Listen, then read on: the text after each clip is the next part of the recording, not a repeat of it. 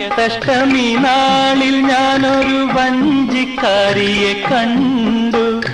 വാഗപ്പൂമരച്ചോട്ടിൽ നിന്നപ്പോൾ വളകിലുക്കം കേട്ടു.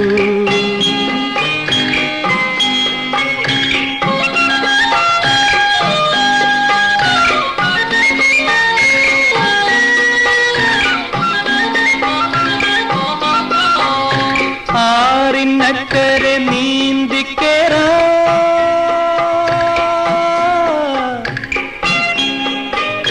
താറുടുത്തു ഞാൻ നിൽക്കുമ്പോ